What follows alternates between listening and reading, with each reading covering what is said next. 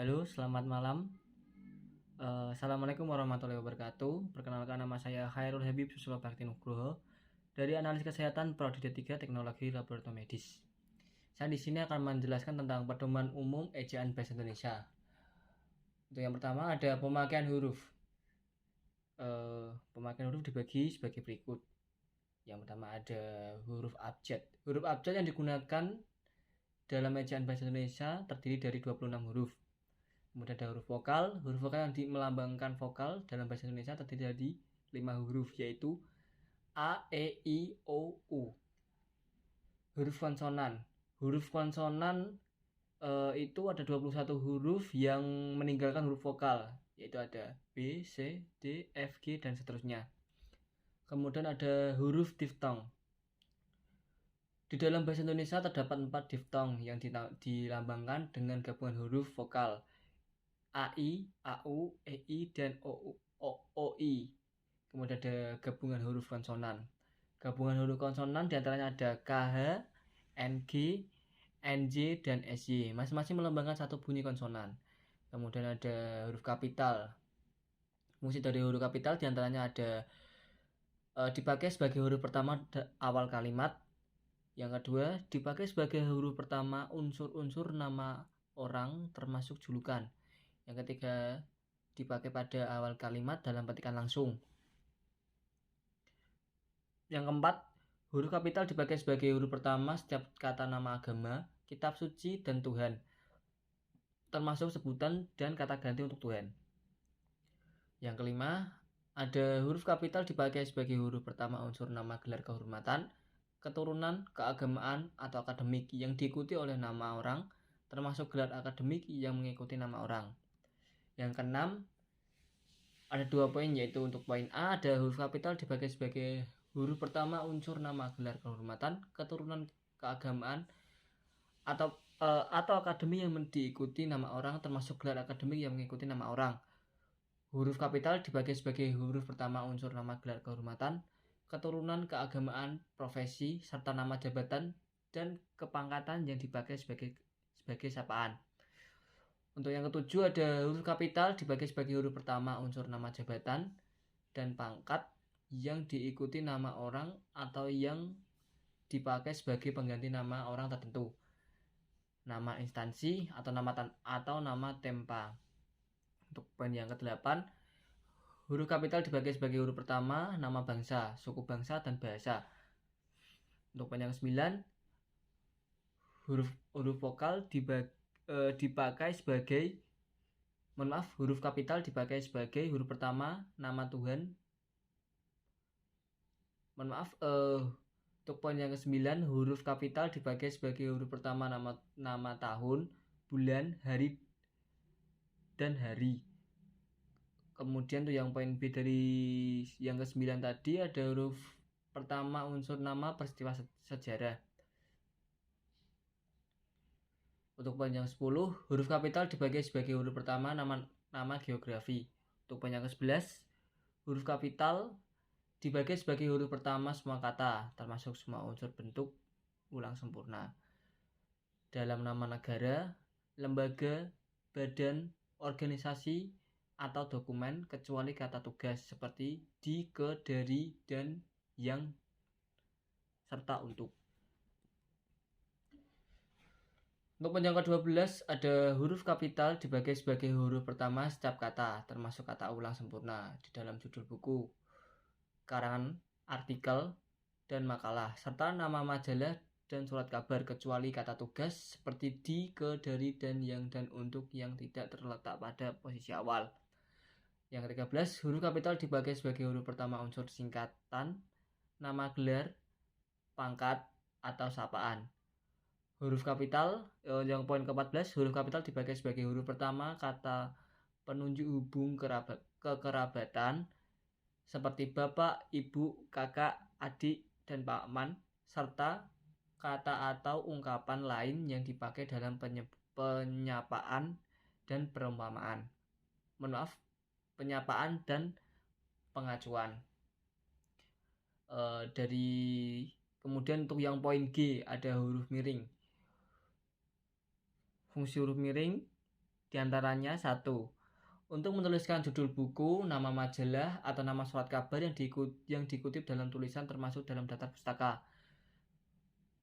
Untuk yang kedua, menegaskan atau mengkhususkan huruf bagian kata, atau kelompok kata dalam kalimat. Untuk yang ketiga, menuliskan kata atau ungkapan dalam bahasa daerah atau bahasa asing. Kemudian untuk poin H ada huruf tebal. Huruf tebal dipakai untuk menegaskan bagian tulisan yang sudah ditulis miring. Kemudian ada yang poin kedua, menegaskan bagian-bagian karangan seperti judul buku, bab, atau subbab. Kemudian untuk bab yang kedua, kita menuju ke penulisan kata. Untuk poin A, kata dasar. Kata dasar ditulis sebagai satu kesatuan. B, kata berimbuan. Imbuan, awalan, sisipan, akhiran, serta gabungan awalan dan akhiran. Ditulis serangkai dengan bentuk dasarnya. Kedua, bentuk terikat ditulis serangkai dengan kata yang mengikutinya. Kemudian ada C, bentuk ulang. Bentuk ulang ditulis dengan menggunakan tanda hubung di antara unsur-unsurnya. Yang D ada gabungan kata. 1. Unsur gabungan kata yang lazim disebut kata majmu', termasuk istilah khusus ditulis terpisah. Yang kedua, gabungan kata yang dapat menimbulkan salah pengertian ditulis dengan menghubungkan tanda hubung di antara unsur-unsurnya. Yang ketiga, gabungan kata yang penulisannya terpisah tetap ditulis terpisah jika mendapatkan awalan atau akhiran. Yang poin keempat ada gabungan kata yang mendapatkan awalan dan akhiran sekaligus ditulis serangkai. Yang kelima, gabungan kata yang sudah padu ditulis serangkai. Yang E ada pemanggilan kata. Kemudian yang F ada kata depan. Kata depan seperti di, ke, dan dari ditulis terpisah dari kata yang mengikutinya. G, partikel. Untuk yang pertama, partikel lah, kah, dan tah ditulis serangkai dengan kata yang mendahulunya. Untuk yang kedua, partikel pun ditulis terpisah. Partikel pun ditulis terpisah dari kata yang mendahulunya. Untuk yang ketiga, ada partikel per yang berarti demi, tiap, atau mulai ditulis terpisah dari kata yang mengikutinya. Untuk yang H, singkatan dan akronim. Untuk yang pertama ada singkatan nama orang, gelar, sapaan, jabatan, atau pangkat diikuti dengan tanda titik pada setiap unsur singkatan. Yang kedua adalah lambang kimia, singkatan satuan ukur, takaran, timbangan, dan mata uang tidak diikuti tanda titik. Untuk yang ketiga, akronim nama diri yang berupa gabungan suku kata atau gabungan huruf dan suku kata dari deret kata ditulis dengan huruf awal kapital. Akronim bukan nama diri yang berupa gabungan huruf awal dan suku kata atau gabungan suku kata ditulis dengan huruf kecil. Untuk poin yang KI ada angka dan Romawi.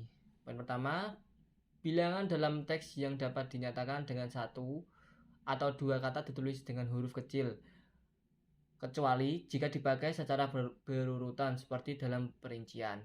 Yang kedua, bilangan pada awal kalimat ditulis dengan huruf. Apabila bilangan pada awal kalimat tidak dapat dinyatakan dengan satu atau dua kata, susunan kalimatnya diubah. Yang ketiga, angka yang menunjukkan bilangan besar dapat ditulis sebagian dengan huruf supaya lebih mudah dibaca. Yang keempat, angka dipakai untuk menyatakan ukuran panjang, berat luas, isi dan waktu, serta nilai uang. Yang kelima, angka dipakai untuk menomori alamat seperti jalan, rumah, apartemen, atau kamar. Poin J, kata ganti ku, kau, ku, mu, ku untuk depan, kau untuk depan, mu kemudian ada ku untuk belakang, kemudian ada mu dan nya. Kata ganti ku dan kau ditulis serangkai dengan kata mengikutinya, sedangkan jadi maksudnya itu untuk kata ku dan kau yang di depan itu ketika ada kata ku dan kau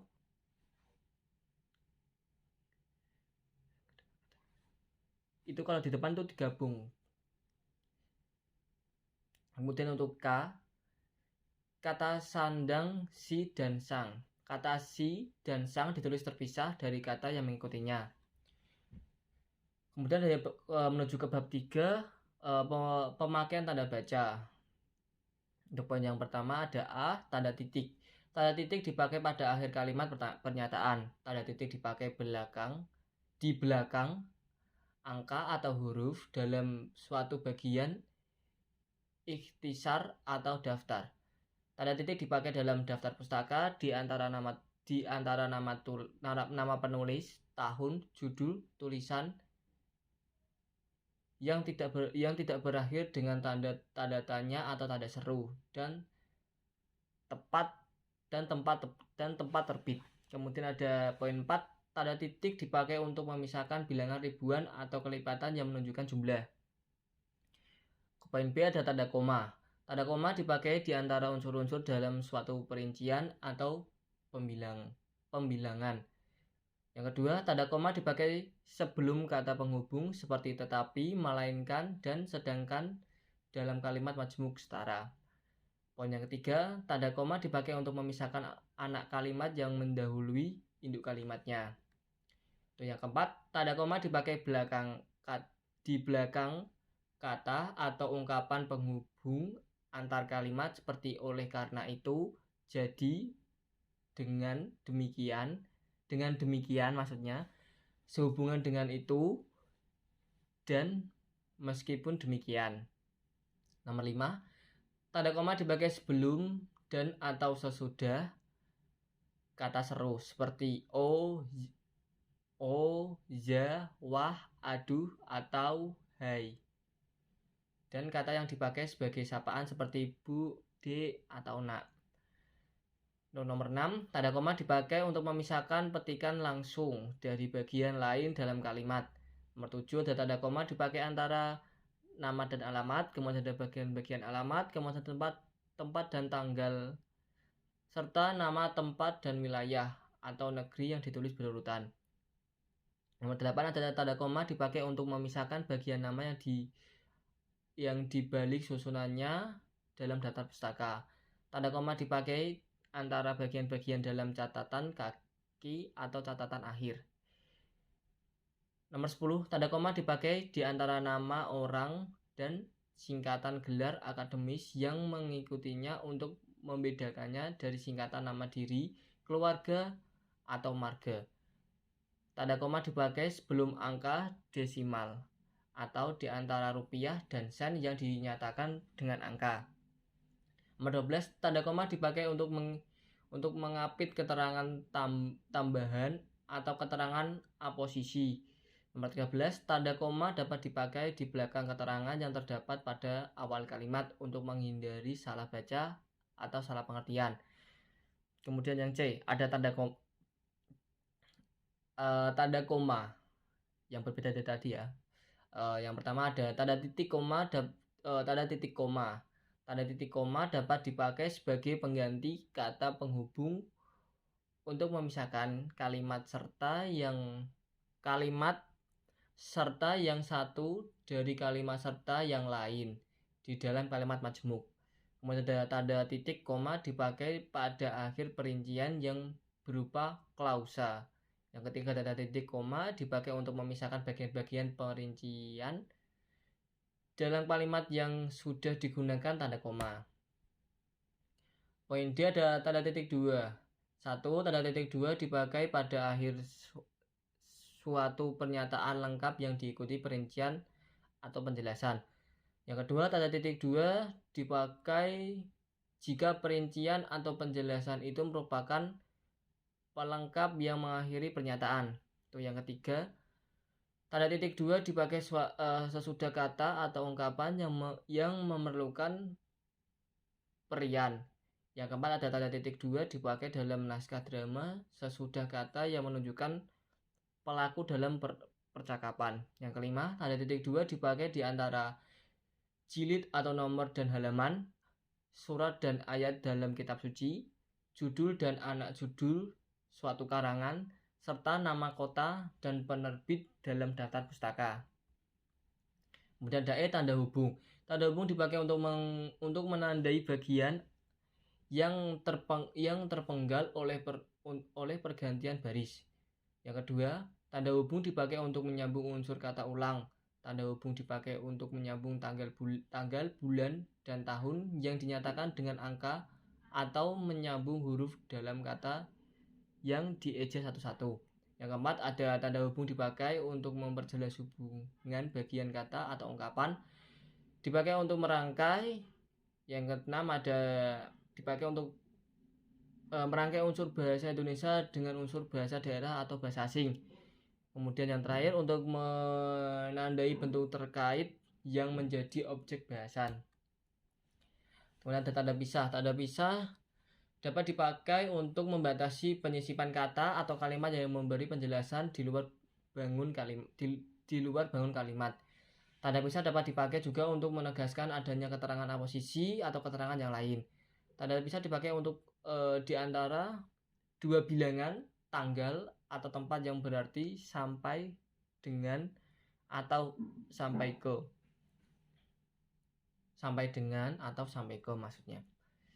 Yang G, tanda tanya. Tanda tanya dipakai pada akhir kalimat tanya. Tanda tanya dipakai dalam tanda kurung atau tanda kurung untuk menyatakan bagian kalimat yang disangsikan atau yang kurang dapat dibuktikan kebenarannya. Kemudian ada tanda seru. Tanda seru dipakai untuk mengakhiri ungkapan atau pernyataan yang berupa suatu atau perintah yang menggambarkan kesungguhan, ketidakpercayaan, atau emosi. Kemudian ada tanda epilis titik 3. Tanda epilis dipakai untuk menunjukkan bahwa dalam satu kalimat tersebut atau kutipan ada bagian yang dihilangkan. Kemudian ada tanda dipakai untuk menulis ujaran yang tidak selesai dalam dialog. Kemudian ada tanda petik. Untuk yang poin C, yang pertama, tanda petik dipakai untuk mengapit petikan langsung yang berasal dari pembicara naskah atau bahasa tertulis lainnya. Yang poin kedua, tanda petik dipakai untuk mengapit judul sajak, lagu, film, sinetron, artikel, naskah, atau bab buku yang dipakai dalam kalimat. Yang ketiga, tanda petik dipakai untuk mengapit istilah ilmiah yang kurang dikenal atau kata yang mempunyai arti khusus. Kemudian adakah tanda petik tunggal? Tanda petik tunggal dipakai untuk mengapit petikan yang terdapat dalam petikan lain. Yang poin kedua, ada tanda petik tunggal dipakai untuk mengapit makna, terjemahan, atau penjelasan kata atau ungkapan. Sekian presentasi yang dapat saya sampaikan. Kurang lebihnya mohon maaf. Wassalamualaikum warahmatullahi wabarakatuh.